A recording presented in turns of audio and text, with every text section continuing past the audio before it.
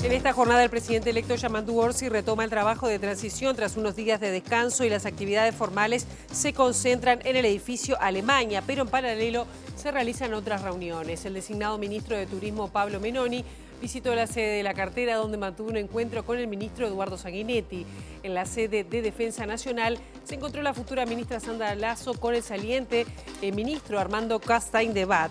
Castaing-Debat confirmó que a más tardar mañana va a entregar el informe solicitado por madres y familiares sobre la información dada a los mandos militares cuyo plazo de entrega venció el viernes.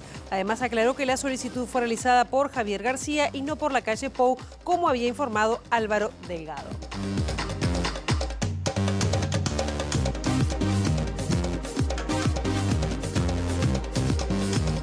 Mediodía, es un gusto recibirles en esta edición de MBD Noticias. 28 grados es la temperatura en estos momentos en Capital. Decirles que vamos a tener una máxima de 31 en esta jornada y los vientos están soplando del sureste con una intensidad de 10 kilómetros en la hora. Con las cámaras del Centro de Gestión de Movilidad les decimos que estará cortado Maciel entre Rambla 25 de Agosto y Piedras hasta las 5 de la tarde por el estacionamiento de vehículos de turismo. Luis de la Torre entre Benito Lamas y Carlos Maeso, el corte será hasta las 4 de la tarde por trabajos de carga y descarga. Vamos ahora con algunos de los titulares que desarrollaremos hasta las 2 de la tarde.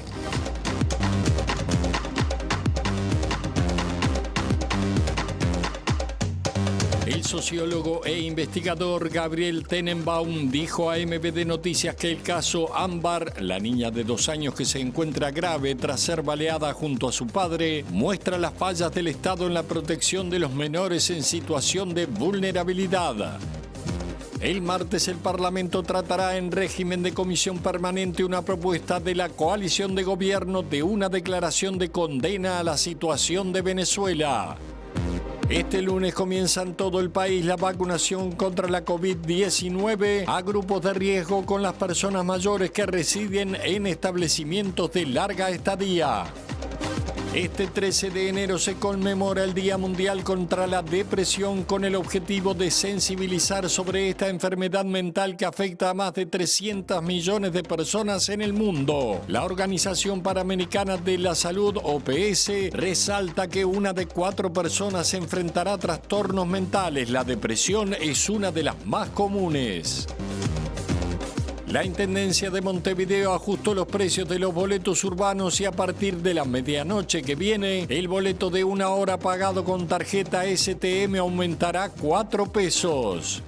En Los Ángeles crece el temor de un posible agravamiento de los incendios que desde hace una semana azotan la región dejando hasta el momento 24 muertos. Ya se considera el peor desastre natural de la historia de Estados Unidos.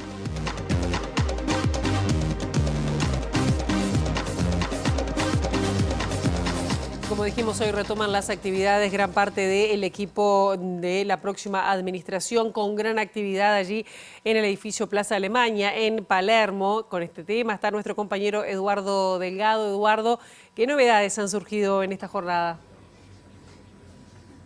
Así es, un gusto saludarles. Estamos esperando la llegada del presidente electo Yamandu Orsi, que como tú decías, retoma hoy su actividad tras unos días de descanso. Pero sí, en este lugar, en el edificio Plaza Alemania, desde muy temprano hay diferentes autoridades del futuro gobierno trabajando en ese sentido.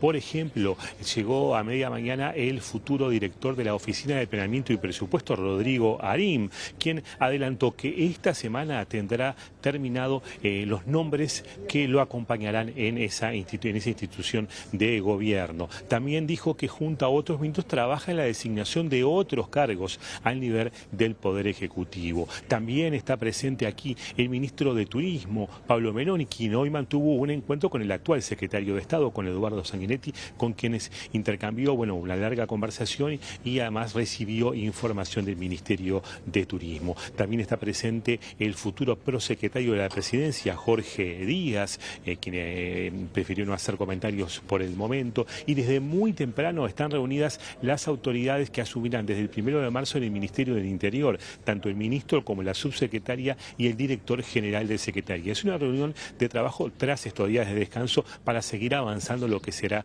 justamente lo que les tocará de la gestión de seguridad pública a nivel del Ministerio del Interior. Se aguarda que Orsi tenga varias reuniones hoy, tanto con ministros como con otras personas, tratando de avanzar en políticas aplicadas en el gobierno, en medidas y también en cargos que resta definir. Por ejemplo, entre ellos resta definir el tema de entes y empresas públicas y también cómo será la participación de la oposición en esos organismos. Ya es un día de mucha actividad aquí en este edificio y lo seguirá siendo en el correr de la jornada.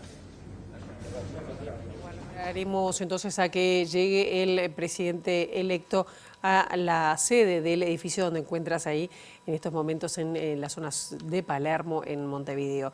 Vamos con otros temas. La Federación de Funcionarios de Salud Pública aguarda la conformación completa del equipo de salud que va a estar liderado por Cristina Lustenberg para solicitar una reunión. Los principales planteos serán el acceso a la medicación, la falta de personal en el área metropolitana y de especialistas en el interior del país.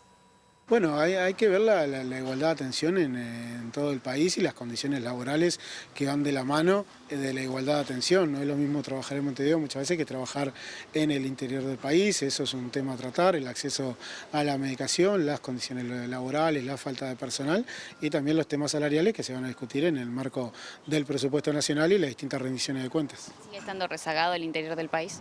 Sí, sigue estando rezagado el interior del país con lo que es la atención. Uruguay es un país que no tiene problemas de movilidad ni geográficos para llegar a cualquier punto del país, pero hay que pensar desde la formación de los profesionales, tanto médicos como no médicos, en la salud para que después se radiquen en el interior del país. Además, esperan la designación del director de Servicio Civil para abordar el nuevo régimen de certificaciones que impuso el gobierno de la calle Pou, con el fin de revertir la normativa que entienden que es inconstitucional. OIT le dio la razón a COFE y se va a convocar al tripartito aquí en Uruguay y bueno, estamos a la espera de la convocatoria. Creemos que se va a empezar a negociar con este gobierno, pero se va a terminar con el nuevo gobierno de definir en forma tripartita junto a la OIT.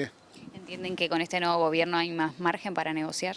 Sí, el Frente Amplio no votó estos artículos en el Parlamento. Cuando hablamos con el presidente electo en campaña planteó sentarse a revisar y que ya íbamos a tener números arriba de la mesa para revisarlo. Los números que se han dado le dieron la razón a COFE. No hay un cambio significativo en ningún organismo de que se hubieran reintegrado cientos de trabajadores como planteaba el Poder Ejecutivo. Eso no es así, se mantiene en la misma medida y bueno, hay que ver situaciones alarmantes como es el Ministerio Interior y su tasa de suicidios dentro de sus trabajadores. Creo que eso es a atender y no es descontándole salario que se va a mejorar esa situación.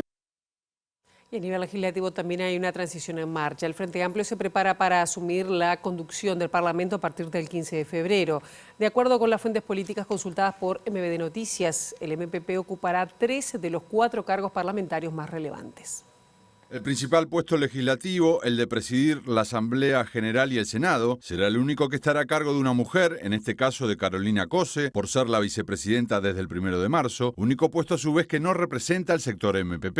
En este sentido, las fuentes confirmaron que el diputado capitalino del espacio 609, Sebastián Valdomir, será el primer presidente de la Cámara de Diputados de la próxima legislatura, mientras que su compañero de sector, Mariano Tucci, tendrá a cargo la coordinación de la bancada, una tarea que ya desempeñó en el actual período. Por otro lado, las fuentes confirmaron que el coordinador del oficialismo en el Senado será el reelecto senador MPPista Daniel Cayani, completando así la coordinación hasta el año 2026. En cuanto al trabajo que vienen desarrollando, las bancadas electas en octubre se reunieron por primera vez en diciembre de 2024 y mientras que en diputados todavía no hay fecha para el próximo encuentro, el Senado lo hará el lunes 20 por segunda vez. La agenda estará marcada por las 48 medidas que anunció durante la campaña Yamandu Orsi en Colonia y reflotar proyectos no aprobados en este periodo. Por ejemplo, la prohibición del despido sin causa justa, la reducción de la jornada laboral, acelerar los procesos para el acceso a viviendas abandonadas y reactivar el Fondo Nacional de Viviendas, entre otros. Y este martes en el Parlamento se tratará en régimen de comisión permanente la propuesta de la coalición de gobierno de una declaración sobre la situación de Venezuela. El oficialismo busca acordar con el Frente Amplio un pronunciamiento en rechazo a la asunción presidencial de Nicolás Maduro de este viernes 10. Los partidos de la coalición republicana solicitaron convocar a una sesión de la Comisión Permanente, que trabaja durante el receso legislativo, para el martes a las 14:30 horas, con el fin de discutir la situación en Venezuela, tras la jura presidencial de Nicolás Maduro por tercer periodo consecutivo este viernes. La iniciativa fue trasladada por parte de la senadora del Partido Nacional, Graciela Bianchi, al senador y presidente de la Comisión Permanente, el socialista José Núñez, bajo el entendido de que la asunción de Maduro consolida un golpe de Estado en el país caribeño, algo que amerita la condena del Parlamento uruguayo. En diálogo con MVD Noticias, Núñez confirmó la realización de la instancia e indicó que por el momento el Frente Amplio no ha resuelto aún una postura sobre el tema. Según dijo, la bancada de la oposición en la Comisión Permanente se va a reunir antes de la sesión para resolver qué posición llevará al debate con el oficialismo. Las declaraciones conjuntas como la que propone la coalición de gobierno se aprueban por mayoría simple. El gobierno uruguayo reconoció al candidato de la oposición, Edmundo González Urrutia, como el verdadero mandatario electo de Venezuela, algo que no han hecho las autoridades de la administración entrante.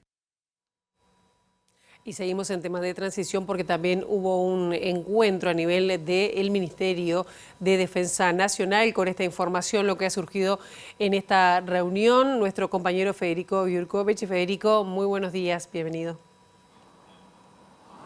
¿Qué tal, Pilar? Buen mediodía. Exactamente, estamos aquí frente al Ministerio de Defensa, aquí en las avenidas 8 de octubre y Garibaldi. Como tú decías, se realizó una reunión de transición, la primera personal, digamos, entre la ministra Sandra Lasso, que asumirá la cartera de Defensa el 1 de marzo, y el ministro saliente, Armando Castaing de Bad.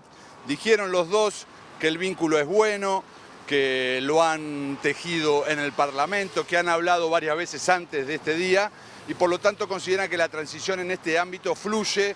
Había información que fue solicitada por la ministra y su equipo previo a este encuentro. Parte de esa información fue volcada en la reunión, surgieron nuevos elementos y a partir de ahora quedaron habilitadas las reuniones entre jerarcas, entre autoridades para ir avanzando en temas específicos. Pilar, seguramente estamos compartiendo algunas de las imágenes del encuentro de hoy. Sandra Lasso estuvo acompañada, por ejemplo, con el subsecretario Joel Rodríguez y el subsecretario saliente Marcelo Montaner acompañó a Castaing de Bad. El tema de las lanchas patrulleras OPB, la compra de los Hércules, el tema de la vivienda, los boletos para el personal de las Fuerzas Armadas, son temas de gobierno que trascienden administraciones, por eso estuvieron sobre la mesa hoy, pero también los nombramientos, por ejemplo, del futuro comandante en jefe de la Fuerza Aérea, que está de retiro y hay que resolverlo, como también ascensos de coroneles.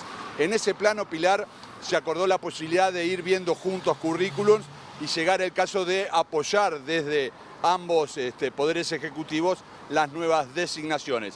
Eso a futuro habrá que ir viendo. Pero Pilar, tú sabes, porque ayer MVD Noticias adelantaba que esta semana, y vencido el plazo, el Ministerio de Defensa respondería a la Asociación de Familiares de Detenidos Desaparecidos el pedido de acceso que había realizado luego del encuentro con el entonces candidato blanco Álvaro Delgado, donde les dijo que el presidente Luis Lacalle Pou había ordenado a las Fuerzas Armadas información sobre el destino de los detenidos desaparecidos. Pasó mucho tiempo, venció un plazo, se pidió una prórroga, volvió a vencer y esa información todavía no había llegado. Hoy el ministro Armando Castaing de Bad confirmó la información que dábamos ayer en MVD Noticias, dijo que será hoy o mañana, echa alguna luz sobre este proceso de pedido de información a las Fuerzas Armadas. Dejó claro Castaing de Bad que en todo caso Delgado malinterpretó lo que él le había comentado y dio a entender que fue Luis Lacalle Pou en vez del ministro de Defensa Nacional Javier García, el exministro, quien fue que habría dado la orden. Escuchamos a Armando Castaing de Bad, creo que un poco más claro que yo. Primero, estamos dentro de los plazos para contestar el pedido de información. Esta semana está llegando la información, o sea que no estamos para nada por fuera de los plazos. Estuvimos hablando de ese tema también con las autoridades entrantes y esta semana está la respuesta de ese pedido. Hay que ser muy cuidadoso con estos temas en cuanto a cómo se manejan, son temas sensibles. Lo que sí ha estado claro ha sido la voluntad, no solo la voluntad, sino la disposición de este ministerio de aportar todo lo que tenía, todo lo que estuvo a su alcance y recién hablábamos. Hasta que nosotros llegamos, la historia indicaba que habían habido, creo que 130 o 140 pedidos de acceso a la información. En lo que va de este gobierno llevamos 430 y los hemos contestado, ya te diría, prácticamente a todos, o sea que voluntad ha sobrado. Hasta el miércoles aproximadamente se venció el pedido de prórroga que había para hacer esa respuesta de pedido de acceso a la información. Madres y familiares hasta ayer no tenían ninguna información respecto a esta respuesta. ¿Cuándo se van a comunicar con ellos para darles justamente esta información? Tengo entendido que estamos en plazo, si no es hoy será mañana, pero la respuesta ya está. Esa orden ya se dio, la dio el ministro Javier García cuando era Fregosi, comandante en jefe, y así como funciona dentro del ministerio, Fregosi manda la orden a las diferentes dependencias y es la respuesta después de las diferentes dependencias. Delgado dijo que fue el presidente de la República el que dio la orden. No. El que da la orden es el ministro. Delgado repitió lo que yo le dije, que el que dio la orden fue el ministro. Pero después de la reunión con familiares dijo que fue el presidente. ¿Se equivocó? Capaz que se interpretó mal, le digo, pero quien da la orden al comandante en jefe en una línea de mando como es acá fue el ministro Javier García al general Fregosi. Bien, hasta aquí entonces lo que decía Armando Castelldebat. Fueron varias repreguntas para tratar de afinar esa información. Primero, que el plazo efectivamente venció, familiares lo tiene claro eso. Esperan la información, saben que va a llegar, pero no tienen ninguna comunicación oficial. Y después de dónde partió la orden. También hablamos con Sandra Lasso sobre este tema. Dijo que el Frente Amplio ya mostró cómo actúa sobre materia de derechos humanos cuando fue gobierno durante 15 años. Que hay una línea a trabajar en ese sentido. Obviamente no anticipó si dará una nueva orden para buscar nueva información en todo caso, pero es un tema que está planteado también. Con Sandra Lasso hablamos, por ejemplo, puntualmente de lo que han sido la compra, una serie de adquisiciones por parte del actual gobierno. Los aviones Hércules, las lanchas patrulleras OPV, que tuvo a Sandra Lasso como senadora, a una de las principales cuestionadoras de este proceso de licitación, por la capacidad de construir lanchas militares de Cardama, el astillero español que nunca lo había hecho, y por el importe que se terminó fijando que era muy barato, digamos, en comparación al mercado. Hablamos con Lasso de eso, escuchamos qué nos dijo. En realidad lo que destacamos es el buen diálogo que tuvimos, más allá de que este gobierno va a estar actuando hasta el 29 de febrero este año. El diálogo es importante porque de alguna manera va a haber que vamos a tener que continuar la tarea y está bien que lo hagamos en esa ida y vuelta que tiene que ver con los diálogos necesarios. Frente Amplio, y usted particularmente, había sido crítica con unas adquisiciones, sobre todo las lanchas patrulleras en su momento, está la cuestión de las aeronaves.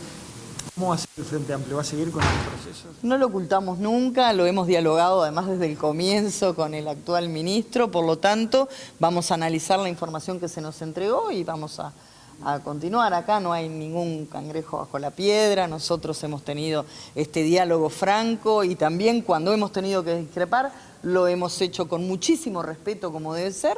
Y bueno, ministra, pero usted hizo una interpelación por esto, o sea, tiene información de lo que pasó con las patrulleras y en base a la información se posicionó en contra. Hoy, en este cargo previo a asumir, ¿qué dice al respecto? tenemos información sobre el procedimiento, que fue lo que cuestionamos, el procedimiento llevado adelante en su momento. Las decisiones las toma el actual gobierno. Nosotros podemos ser críticos, pero ahora en todo caso hay que ver consecuencias y para eso lo que tenemos que hacer es analizar la información que tenemos. La información que tuvimos en su momento tiene que ver con el procedimiento, que fue lo que nosotros cuestionamos. Nunca cuestionamos ni la necesidad de la obtención de esos recursos. Por lo tanto, no te puedo adelantar qué vamos a hacer y no me arrepiento ni me desdigo de lo que dije anteriormente, que tiene que ver con el procedimiento. Bien, hasta aquí los principales temas, las principales repercusiones también de esta reunión entre los ministros salientes y entrantes de Defensa Nacional. Cerramos con una noticia, Pilar, decir que en esta jornada, durante la reunión, llegó la confirmación desde la ONU que la misión de paz en el Congo se extenderá durante este año, por lo tanto, estará en la transición la continuidad o no de Uruguay en esa fuerza que ha sido pionera, todo indica que así será, Pilar, pero ese es otro de los datos que surgió esta mañana aquí en el Ministerio de Defensa. Bien, muchísimas gracias, Federico, por estas informaciones. Seguiremos atentos a lo que pueda llegar a seguir surgiendo de otros encuentros ministeriales. Vamos con otros temas, pero vinculados a la política, porque el diputado blanco Rodrigo Goñi y el economista Javier de Aedo coincidieron con el senador electo del Partido Colorado, Pedro Bordaberry, quien en una columna titulada Parasitismo y Acuerdos cuestionó al Partido Nacional por negarse a competir bajo el lema Coalición Republicana en todos los departamentos del país. Parasitismo y acuerdos, tituló el senador electo Pedro Bordaberry su columna de este domingo en el diario El País, planteando que las departamentales de 2025 son una prueba importante para la coalición republicana y los partidos que la integran. En este sentido, recordó que el lema no compitió en octubre, pero sí lo hará en mayo, en Montevideo, Canelones y Salto, recordando que Tabaré Viera y Adrián Peña, en nombre del Partido Colorado, plantearon en su momento presentarla en todos los departamentos y no solo en esos 3. Pero el Partido Nacional se negó y fue un error, opinó Bordaberry, remarcando que sin embargo después cambió de opinión. Luego del triunfo del Frente Amplio y la consiguiente pérdida de votos en varios departamentos, surgen voces solicitando al Partido Colorado que realice acuerdos o no presente candidatos en varios departamentos. Por lo tanto, dice Bordaberry, en alusión al rechazo inicial de los blancos, la equivocación es aún más grave, porque el fundamento del pedido de acuerdo es para evitar que el Frente Amplio gane en departamentos donde hoy pueda hacerlo. Desde su punto de vista, fijarse como objetivo que otro pierda y no que uno gane es incurrir en lo que Ortega y Gasset definía como parasitismo negativo. Poco después de aparecida su columna, Bordaberry replicó los primeros comentarios de apoyo que recibió de dirigentes blancos, por ejemplo, del diputado Rodrigo Goñi, a quien saludó con un gracias, Rodrigo, es lindo compartir el camino.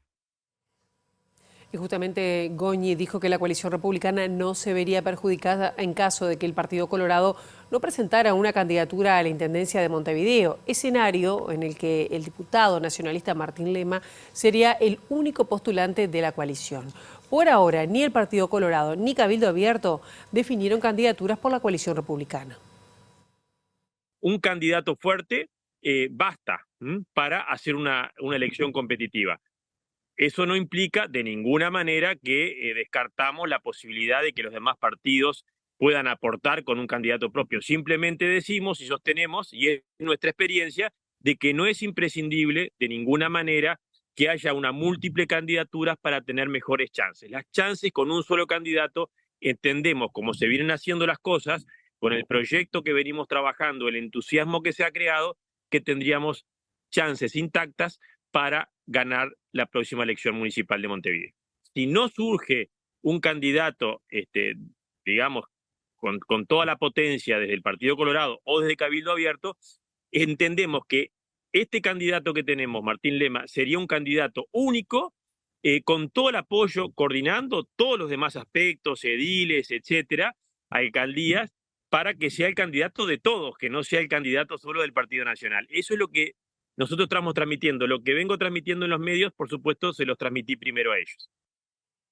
La diputada y secretaria general de la Departamental Colorada de Montevideo, María Eugenia Rosselló, señaló que su partido ya definió presentar una candidatura a la Intendencia de Montevideo, aunque aún no hayan designado a la persona para ello. Además, consideró que el diputado Goñi no debería involucrarse en las discusiones internas del Partido Colorado.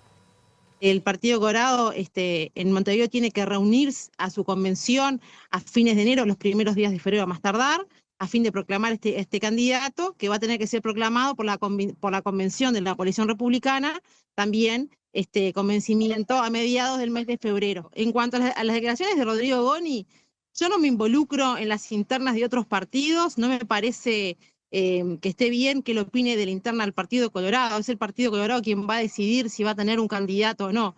Por lo pronto, ahora el Partido Colorado quiere tener un candidato y quiere competir en la interna de la coalición republicana, por lo tanto, las declaraciones de Rodrigo Goñi se las agradecemos, pero no las vamos a tomar en cuenta. Está muy bueno que él piense que su candidato es muy fuerte, está bueno eso, pero también nosotros queremos tener un candidato fuerte que compita en la interna de la coalición y por lo pronto creo que eso también va a enriquecernos como coalición.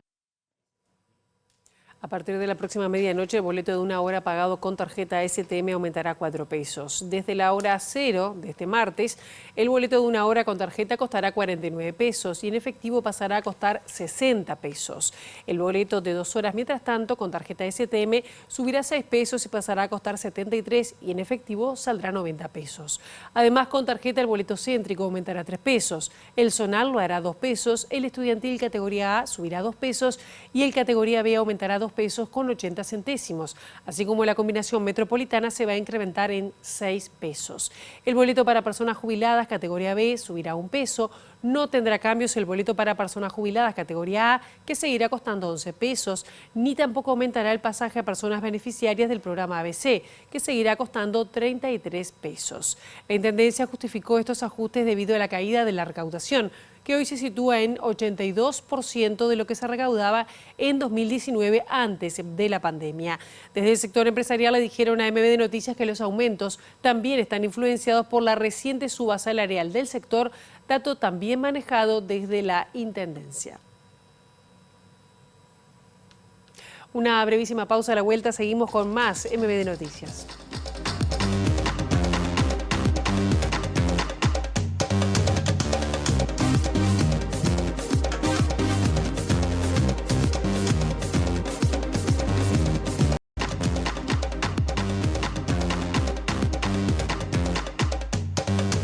Bloque de MB Noticias, 29 grados a esta hora, subió 1 grado de lo que veníamos a la 1 de la tarde.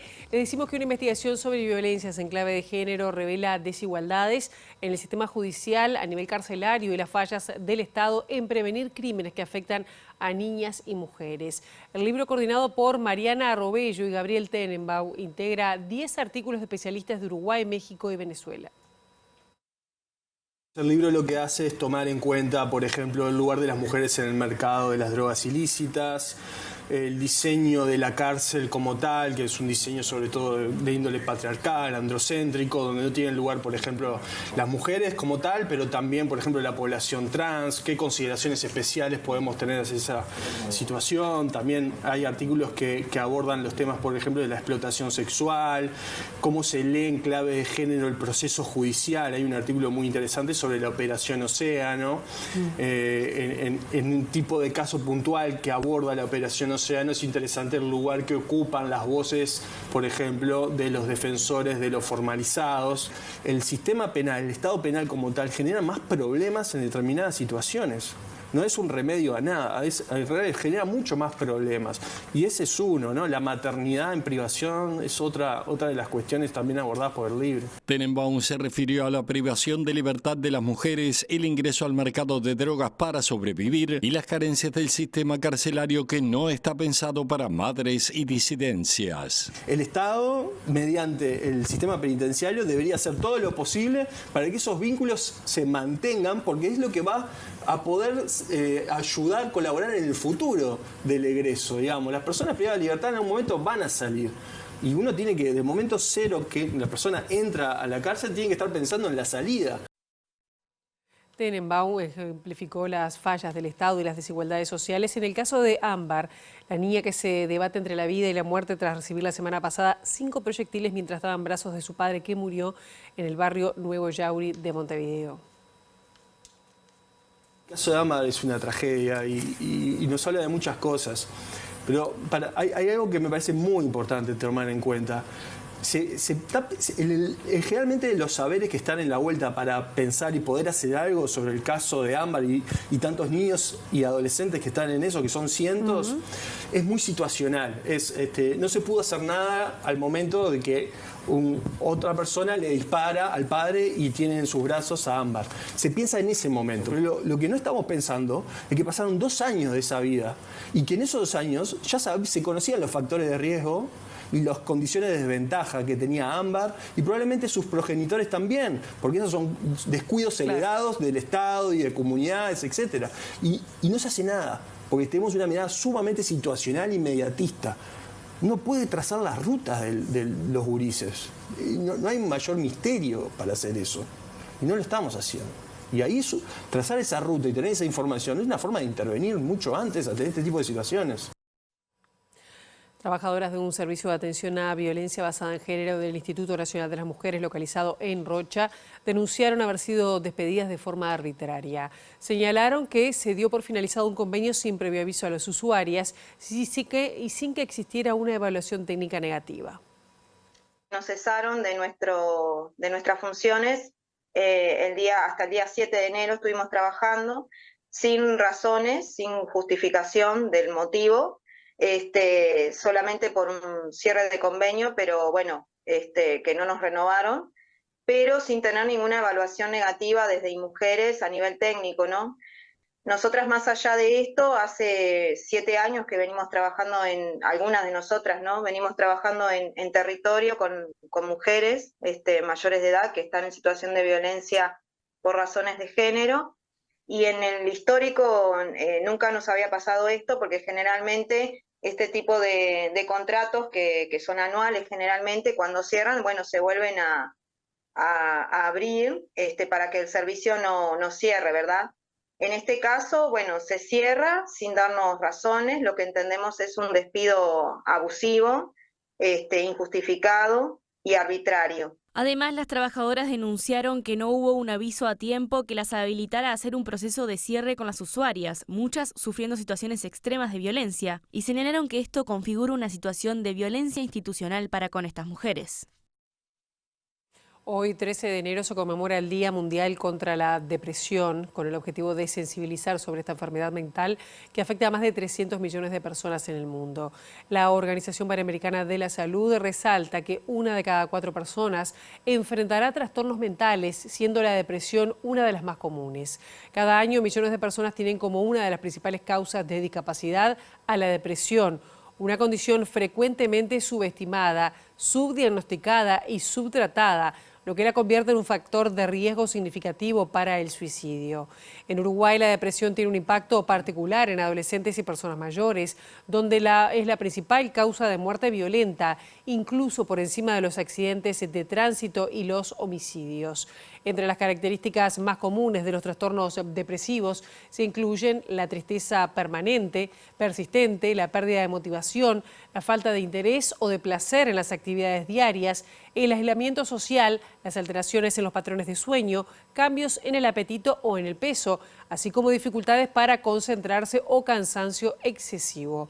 Según Salud Pública, es crucial entender que la depresión no es un signo de debilidad, sino que se trata de un trastorno de salud mental con múltiples causas que incluyen a los factores genéticos, biológicos, ambientales y psicológicos. Recordamos las líneas de atención telefónica de ayuda atendidas por profesionales con experiencia que están disponibles las 24 horas todos los días del año. La línea de prevención de suicidio 0800-0767 o llamando desde un celular *0767, la línea de apoyo emocional 0800-1920 y la línea de drogas *1020. Vamos a otro tema que preocupa a las actuales y futuras autoridades, y es la seguidilla de homicidios ocurrida entre finales y principios de año, y que este fin de año y este fin de semana acumuló nuevos casos en varios departamentos. De acuerdo con los datos del Ministerio del Interior, el presente quinquenio será el de mayor cantidad de asesinatos desde que se llevan registros en nuestro país.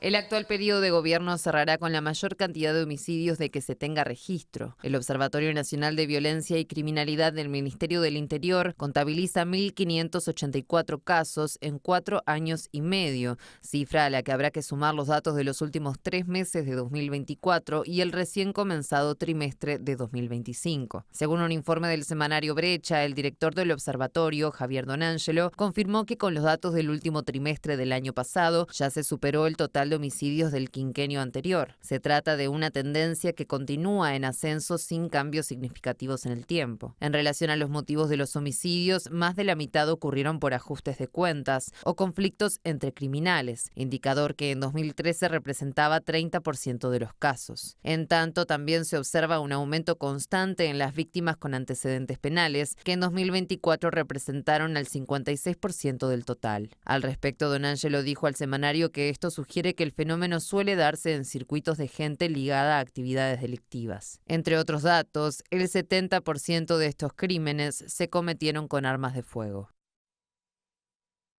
Esposa de Martín Mutio, empresario condenado por tráfico de 4,5 toneladas de cocaína a Europa, aseguró que las condiciones de reclusión en las que se encuentra su pareja en el Evkoncar son humillantes. Atribuyó esas condiciones a un ensañamiento particular en su contra por una cuestión política.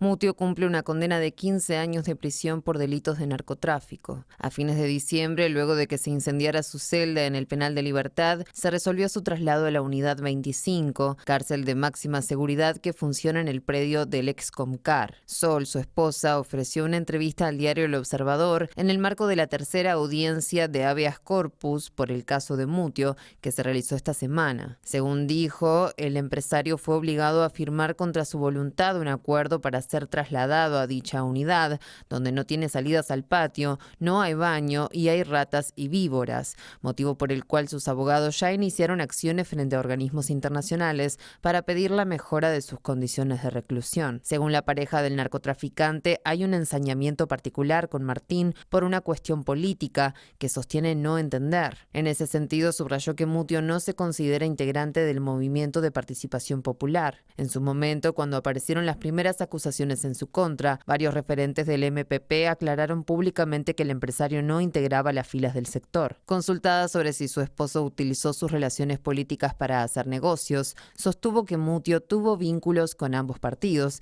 en referencia también al Partido Nacional. Martín es muy desprolijo en sus negocios, yo trabajé con él y es muy despelotado, pero no es un narcotraficante, afirmó. Respecto a la detención y condena de su pareja, aseguró que a Martín lo usaron de trofeo político, de un lado y el otro. Había una necesidad social y política de encontrar un responsable porque era un cargamento muy grande y entonces no importó la verdad.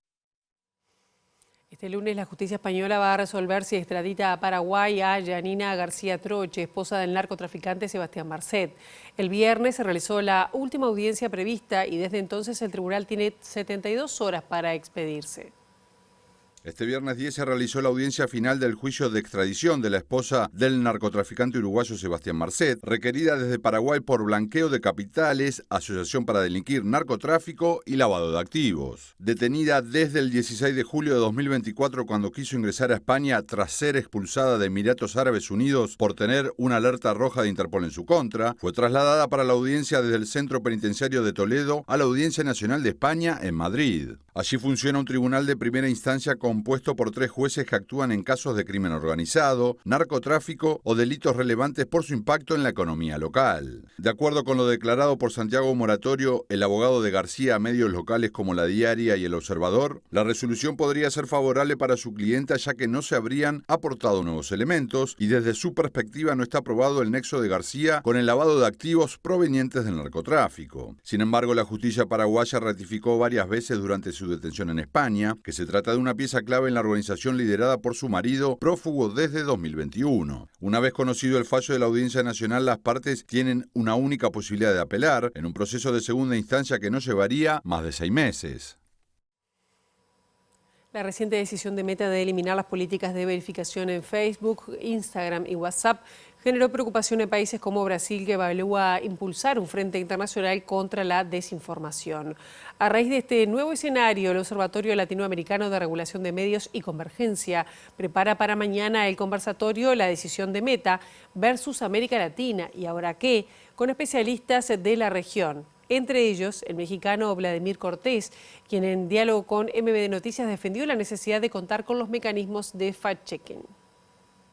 Un retroceso considerable en los esfuerzos que ha estado haciendo Meta, al igual que otras grandes empresas tecnológicas, en garantizar un espacio seguro, un espacio en donde efectivamente se puede ejercer la libertad de expresión, pero donde también se reconoce que es importante poner una serie de mecanismos para frenar la desinformación, frenar los discursos discriminatorios, poner también un énfasis en aquellos discursos de odio que también están dirigidos hacia los grupos, hacia las poblaciones históricamente marginalizadas y que están en una mayor situación de vulnerabilidad. En realidad también está haciendo modificaciones en su política de discursos de odio. Entonces, estar alertas, estar atentos y que esto también sirva como un llamado de que lejos de que esta decisión que tiene más un aire político, en realidad responda más a cómo seguir garantizando la protección de los derechos humanos y la protección de la seguridad de todas las personas en el espacio digital, sin que esto efectivamente sea un retroceso para el derecho a la libertad de expresión. Por su parte, Gustavo Gómez, director de Observacom, consideró que Uruguay debería ir en la línea del presidente de Brasil, Luis Ignacio Lula da Silva, y discutir el cambio de políticas en las redes sociales de Meta. Está desafiando a Brasil, que es mucho más importante que Uruguay como mercado. Si está desafiando incluso a Europa y pidiéndole a Trump que la defienda respecto a sanciones que Europa quiere ponerle a Zuckerberg por concentración. Te imaginarás que para Uruguay, se imaginará la teleaudiencia que para Uruguay el problema es aún mayor. Desde hace tiempo venimos impulsando desde Observacom la necesidad de incorporar este tema en la agenda porque los derechos de las personas asegurados formalmente en nuestra legislación para el entorno analógico hoy no está garantizado a nivel digital. Y frente a un gobierno que arranca, yo creo que hay que sumarse a la iniciativa brasilera, empujar junto a otros países como Chile y otros países, por supuesto, democráticos, a buscar alternativas que le pongan límite a estas plataformas. Nosotros tenemos una ley de medios que también hay que revisarla, que está en la agenda del nuevo gobierno, que no regula nada de Internet. Los propios medios de comunicación están necesitando algún tipo de protección, algún tipo de legislación. Por un lado, para que no sean tratados de manera asimétrica, ¿no? Ellos tienen regulación, pero las empresas de Internet no. Pero además las empresas de Internet se llevan todo puesto. Y no solamente se llevan puesto a estados, sino también a empresarios de los medios de comunicación y al periodismo en general. Hoy comenzó la vacunación contra la COVID-19 en grupos de riesgo, iniciando con las personas mayores que residen en establecimientos de larga estadía. Según el calendario de vacunación que difundió el Ministerio de Salud Pública, luego de vacunar a personas mayores en centros de larga estadía, a partir del 20 de enero se habilita a vacunar para personas mayores de 80, pacientes inmunocomprometidos y mujeres embarazadas. El tercer grupo comprende a personas mayores de 70 años y con síndrome de Down. Para ellas, la vacunación iniciará el lunes 27 de enero. El cuarto grupo engloba a personas mayores de 50 años que tengan la coexistencia de 2 o más enfermedades y podrán vacunarse a partir del 3 de febrero. La vacuna estará disponible en los vacunatorios de la Comisión Honoraria de la Lucha Antituberculosa y vacunatorios privados. Quienes integran estos grupos no necesitan receta médica. En los casos en que por condición especial se requieren esquemas de más de una dosis, deberá contarse con receta médica que certifique esta indicación, según informó la cartera. Una nueva pausa y volvemos ya con el último tramo de MBD Noticias.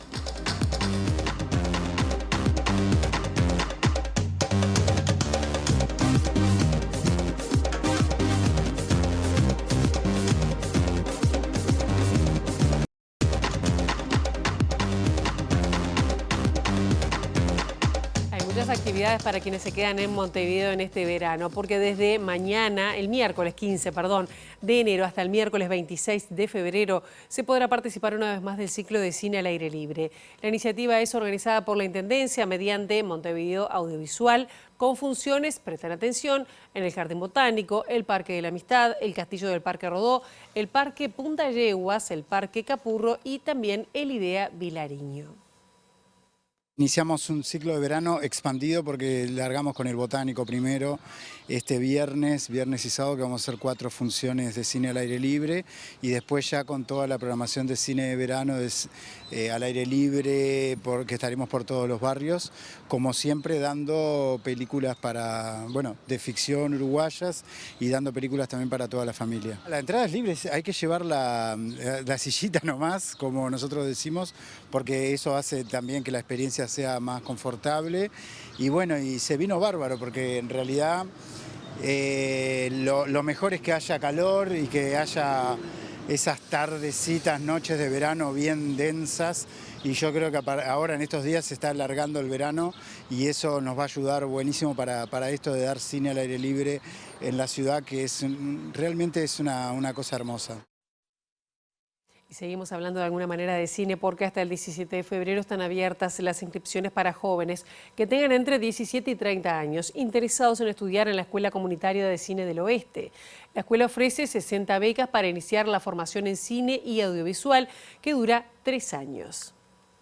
Los cursos inician en abril y se dictan de lunes a viernes de 18 a 20 y 30 horas en el Parque Tecnológico Industrial del Cerro. Las inscripciones para postular a las becas 100% gratuitas de la carrera de formación integral en cine y audiovisual se realizan en la web cineeneloeste.com. Este año son 60 cupos, queremos que más estudiantes puedan ingresar a la escuela. Y bueno, nada, nos parece que es una oportunidad única. La escuela tiene como su lema, otras miradas son necesarias, queremos construir miradas del cine desde los barrios del oeste. Nosotros elegimos trabajar ahí porque es donde, cuando estudiamos este proyecto, es donde había menos oportunidades culturales, de acceso a la cultura, por un lado, y por otro, menos oportunidades en la formación en cuanto a las áreas del cine. Era una necesidad que existía de poder tener una escuela que no pusiera requisitos previos, no hace falta haber terminado preparatorio, por ejemplo, bachillerato. El espacio de formación integra el programa Oeste Audiovisual del municipio A, que incluye la exhibición de películas de distintas salas de sus barrios.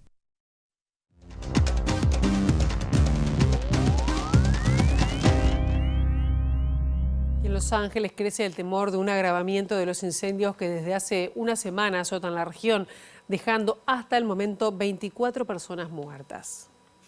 Los bomberos se encuentran en una etapa crítica de su lucha contra los incontrolables incendios de Los Ángeles y mientras los equipos informan de avances, las autoridades afirman que la amenaza seguirá siendo muy alta debido al regreso de los vientos peligrosos esta semana. Al cumplirse una semana del comienzo del fuego, al menos 24 personas han muerto y decenas están desaparecidas, por lo que las autoridades dicen que aún no es seguro calcular el número real de víctimas. El gobernador del estado de California, Gavin Newsom, afirmó este domingo que los masivos incendios forestales serán uno de los peores desastres naturales en la historia de Estados Unidos, al tiempo que pidió una investigación independiente sobre el suministro de agua local, incluido el hecho de que un embalse que abastece a Pacific Palisades, uno de los barrios más afectados, no estuviera lleno. Las declaraciones del gobernador californiano ocurren luego de que los bomberos se quejaran de la falta de agua en los hidrantes durante las primeras horas del miércoles y que el presidente electo Donald Trump culpara a Newsom y a la administración de Joe Biden por su responsabilidad en los devastadores incendios. Mientras tanto, más de 150.000 residentes se han visto obligados a evacuar sus casas, 12.000 estructuras han sido destruidas y 35.000 hogares y negocios se encuentran todavía sin electricidad.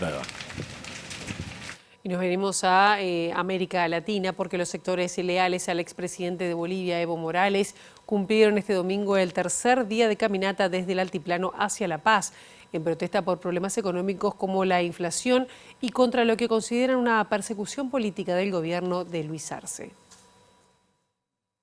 Los sectores leales al expresidente de Bolivia, Evo Morales, cumplieron su tercer día de caminata desde el altiplano hacia La Paz, en protesta por problemas económicos como la inflación y en contra de lo que consideran una persecución política de parte del gobierno de Luis Arce. Marcha por la Vida es el nombre de la caravana que partió el viernes desde la localidad de Patacamaya para protestar por el encarecimiento de la canasta familiar. Su objetivo es llegar hasta la Plaza Murillo, donde están las sedes del gobierno y del Parlamento Nacional. En la caravana participan sobre todo cocaleros del trópico de Cochabamba, el bastión sindical y político de Morales en el centro de Bolivia, además de campesinos e indígenas leales al exmandatario, entre otros sectores. Morales no participó de la caminata. El exmandatario permanece desde octubre en el trópico de Cochabamba, resguardado por centenares de cocaleros, para evitar ser detenido dentro de una investigación por presunta trata agravada de personas. Al respecto, el diputado del gubernamental Movimiento al Socialismo Más, Héctor Arce Rodríguez, que participa en la caminata, dijo que las denuncias contra Morales son políticas. La orden de aprehensión no corresponde, que la notificación la han hecho mal y todas esas cosas se tienen que rectificar, se tienen que corregir. Entonces, no va a asistir Evo Morales a esa citación y si quieren aprender, pues bueno, adelante, ahí está Evo Morales, está en el trópico de Cochabamba. Evo Morales está distanciado del gobierno de Luis Arce desde finales de 2021 por diferencias en la administración del gobierno, el control del MAS y la definición de la candidatura presidencial de ese partido. Hasta aquí llegamos con esta edición mediodía de MBD Noticias. La actualización informativa será a las 18:55 y nosotros nos reencontramos mañana 8 en punto con las primeras noticias de TV Ciudad. Pasen ustedes muy bien, buena jornada.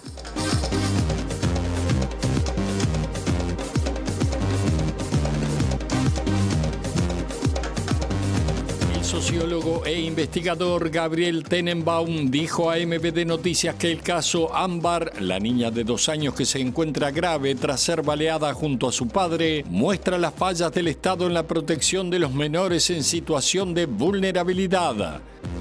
El martes el Parlamento tratará en régimen de comisión permanente una propuesta de la coalición de gobierno de una declaración de condena a la situación de Venezuela. Este lunes comienza en todo el país la vacunación contra la COVID-19 a grupos de riesgo con las personas mayores que residen en establecimientos de larga estadía. Este 13 de enero se conmemora el Día Mundial contra la Depresión con el objetivo de sensibilizar sobre esta enfermedad mental que afecta a más de 300 millones de personas en el mundo. La Organización Panamericana de la Salud, OPS, resalta que 1 de 4 personas enfrentará trastornos mentales. La depresión es una de las más comunes. La Intendencia de Montevideo ajustó los precios de los boletos urbanos y a partir de la medianoche que viene, el boleto de 1 hora pagado con tarjeta STM aumentará 4 pesos. En Los Ángeles crece el temor de un posible agravamiento de los incendios que desde hace una semana azotan la región dejando hasta el momento 24 muertos. Ya se considera el peor desastre natural de la historia de Estados Unidos. Tras la reunión entre los ministros de Defensa Nacional, la futura Sandra Lasso y el saliente Armando Castaindebat, este último confirmó que mañana contestará el pedido de informes de madres y familiares sobre la solicitud de información a los mandos militares que está fuera de plazo. Además, Castaindebat aclaró que la solicitud fue realizada por el exministro Javier García y no por el presidente Lacalle Pou, como había informado Álvaro Delgado.